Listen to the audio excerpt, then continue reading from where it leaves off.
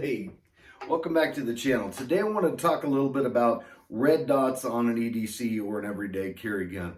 I see this a lot, and the guys at work know that I give them a lot of shit, guys that I work with and work for.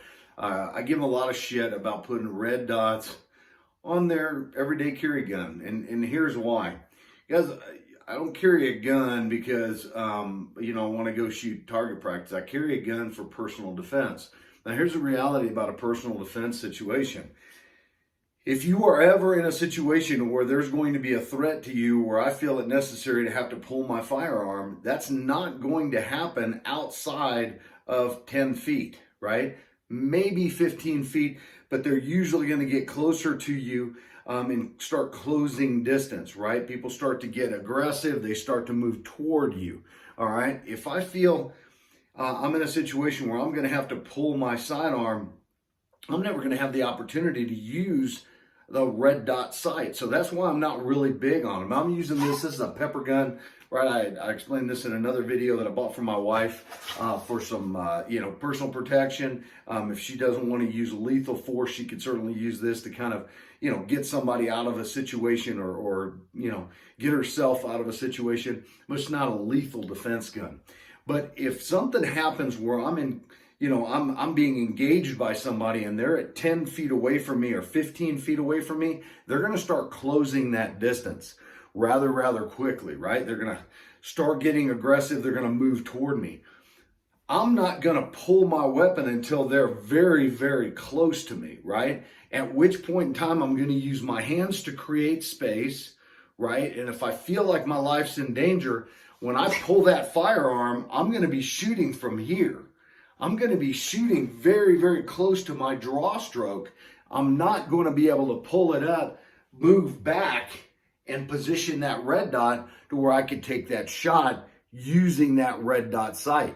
You are not sighting anything in when it's a matter of personal defense, right? So somebody comes up, I'm going to create space, right? And then as I move back, I'm going to draw that weapon and then I'm going to pull that trigger and fire.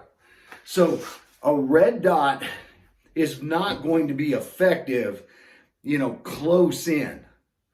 So what does that mean? That means if I have a red dot on my sidearm and I'm engaging a target at 25 yards or at 10 yards, right? Not feet, 10 yards, all right? The law is not going to see that as a viable threat. I'm not going to be pulling my weapon and then sighting somebody in at 50 yards or 30 yards or 25 yards and discharging my weapon. Now, is there going to be a situation where there's going to be, like the guy in the mall or something like that, I see something that's happening? You better be very certain that if you're going to pull your firearm and red dot somebody in at massive distance, that they are the absolute threat that you think that they are. Because if you shoot the wrong person, that's going to be a problem. So red dots on your everyday carries, not a real big fan, right?